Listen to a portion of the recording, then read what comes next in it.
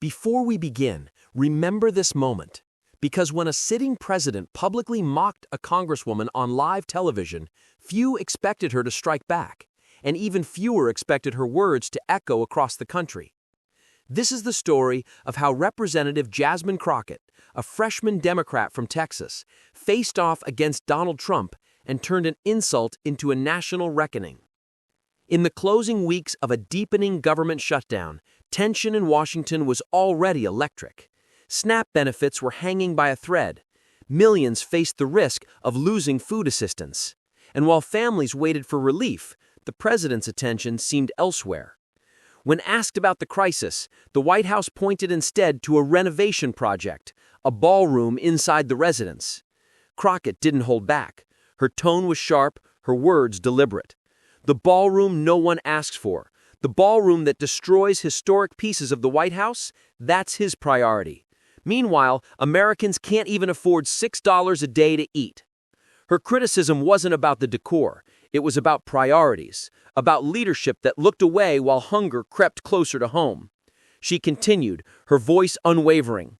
When you say everybody's going to be in good shape, who is everybody? Because it's not the average American.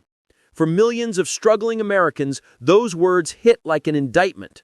The administration's allies responded quickly, accusing Democrats of blocking relief, but Crockett countered with precision.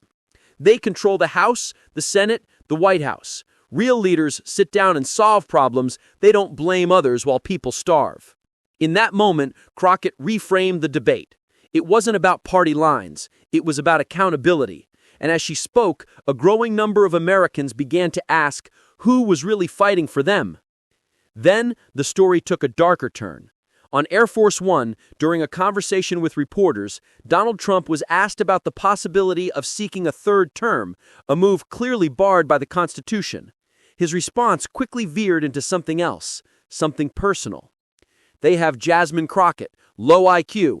Let her take one of those tests I took at Walter Reed. Tigers, elephants, giraffes. She wouldn't get past 5 questions. The remark, intended as a casual insult, rippled through the media, igniting conversations about gender, race, and the limits of presidential conduct.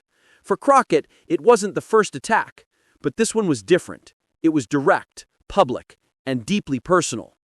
When she finally responded, she didn't raise her voice. She didn't need to. I'm waiting for one reporter, maybe you, to finally ask him what his IQ is. Because he doesn't even know what a low score looks like. He's never been known as an Einstein. Without the silver spoon, he wouldn't have made it into any institution unlike me. Her rebuttal wasn't crafted for applause. It was calculated, measured to sting without spectacle. Then she spoke to the deeper truth behind the attack. He's obsessed with women of color in power. He's the president, yet he can't stop talking about us. That's not confidence, that's fear. And then came the line that stopped even her interviewer cold. I don't know what black woman hurt him, honey, but it's really taken him through it. It wasn't just a clapback. It was a diagnosis of a political culture where power often mistakes mockery for strength.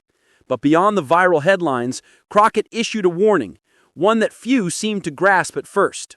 He's serious about a third term. He's priming his supporters. There are cars wrapped in Trump 2028. People need to take this seriously. Her words weren't rhetorical. They were a caution, rooted in the memory of January 6th, a reminder that democracy doesn't vanish in a single day. It erodes, one unchecked act at a time. Through the noise, one truth emerged. Crockett's defiance wasn't about ego. It was about endurance, a refusal to let insults distract from accountability. When asked if she feared political fallout, her answer was simple. He can't hire me. He can't fire me. My people decide that. In a season defined by division, her words resonated as more than a soundbite.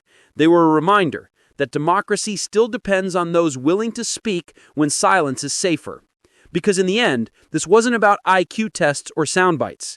It was about character and the courage to confront power with truth.